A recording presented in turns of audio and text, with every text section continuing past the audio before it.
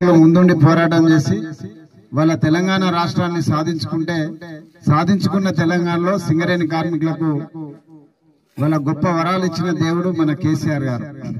ఆనాడు సకల జనుల సమ్మె కాలానికి సమ్మె వేతనాన్ని తెలంగాణ ఇంక్రిమెంట్ ఇచ్చి మనందరినీ గొప్పగా చూసిన వ్యక్తి మన తెలంగాణ తొలి ముఖ్యమంత్రి కేసీఆర్ గారు. వారి నాయకత్వంలో తెలంగాణ తొలి ముఖ్యమంత్రిగా 2014లో వచ్చిన తర్వాత సింగరేణిలో అనేక వరాలను గుర్తించింది మన తెలంగాణ బొగ్గుగని కార్మిక సంఘం ఆధ్వర్యంలో కేసీఆర్ గారు. ముఖ్యంగా కార్మికుడు వాళ్ళ స్వేచ్ఛగా 8 గంటలు పనిచేసి వచ్చిన తర్వాత అలసట తీసుకోవడానికి ఏసీ సౌకర్యం మొదలు పెడితే వాళ్ళ ఇంటి రుణం మాఫీ దాకా కూడా కేసీఆర్ గారు ఎన్నో గొప్ప సౌకర్యాలు ఇచ్చారు. భారతదేశంలో ఏ ఇండస్ట్రీలో లేని విధంగా తల్లిదండ్రుల కార్పొరేట్ వైద్య సౌకర్యాన్ని కల్పించారు. వాళ్ళందరూ తల్లిదండ్రుల జీవితాల్లో వాళ్ళ వెలుగు నింపిండు గౌరవ ముఖ్యమంత్రిగా కేసీఆర్ గారు అన్నాడు.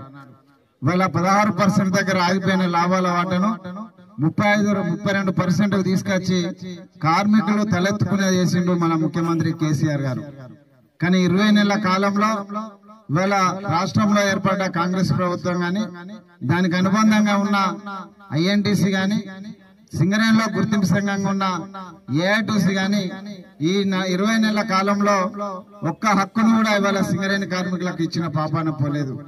ఇవాళ ఈ సంస్థను కాపాడుకోవాల్సిన బాధ్యత మన అందరిపైన ఉన్నది. ఎంతో గొప్పగా కేసీఆర్ గారు ఎన్నో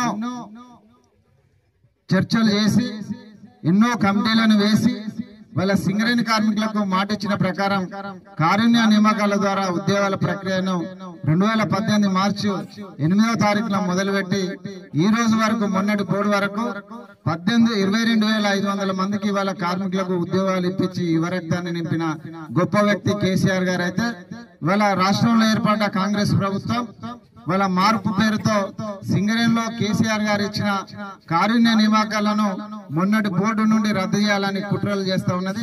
దయచేసి కార్మిక వర్గం అంతా యువకులంతా అర్థం చేసుకోవాల్సిన అవసరం ఉన్నది. 50 మంది వాళ్ళ మెడికల్ బోర్డుకు పోతే వాళ్ళని అందరినీ కేవలం 5గురిని చేశారు. గతంలో మన హయాంలో సాయి అనే ఒక ఓర్మెన్ సర్పేజ్ జనరల్ గా ఇస్తే ఆనాడు మనం అందరం ఆయన వెన్నంటే నిలిచి వాళ్ళ శాంతిగాన్లో సర్పేజ్ రొటేర్మన్ గా ఇప్పించినాం. కానీ మొన్నటి బోర్డులో 4 మైనింగ్ సర్దార్లను వాళ్ళ సర్పేజ్ జనరల్ లో చేస్తే 11 నెలల కాలం వాళ్ళ వెయిటింగ్ పీరియడ్ లో పెట్టి వాళ్ళకి జీతాలు ఇవ్వకుండా వాళ్ళ జీవితాన్ని నాశనం చేసి మళ్ళీ సర్పేజ్ జనరల్ ఇస్తే ఏ ఒక్క సంఘం గాని ఒక్క ఎమ్మెల్యే గాని వాళ్ళని పట్టించుకున్న పాపన పోలేదు. కాబట్టి వాళ్ళ కార్మికుల ఐక్యత తెలంగాణ బొగ్గుగని కార్మిక సంఘం ఆధ్వర్యంలో తలపెట్టినటువంటి జిఎం గారికి మెమోరాండం ఇచ్చే సందర్భంలో మరి నిన్న గనుల మీద ఏదైతే నల్ల బ్యాడ్జీలు ధరించి మరి గని యాజమాన్యానికి మరి మెమోరాండం ఇవ్వడం జరిగింది. ఇప్పుడు దసరా దాదాపు ఒక 4 రోజులు మరి రానున్న సందర్భంలో మరి గతంలో మన ప్రభుత్వం ఉన్నప్పుడు ఇవాళ ఆ రోజుల్లో ఇవాళ మన సంఘం ఒక మాట చెప్తే ఇవాళ ముఖ్యమంత్రి గారు మరి ఎమ్మెల్యేలతో మాట్లాడి ఎమ్మెల్యే ఆ రోజు మరి మనకు లాభాల వాటి ఇచ్చిన సందర్భాలు ఉండే. ఈ రోజు మళ్ళా ఏదైతే గతంలో మనం టీపీజీ కేసు ఏదైతే ఉద్యమాలు చేసే విధం వచ్చిందో మళ్ళీ అదే విధంగా ఇవాళ ఉద్యమాలు చేసే పరిస్థితి వచ్చింది.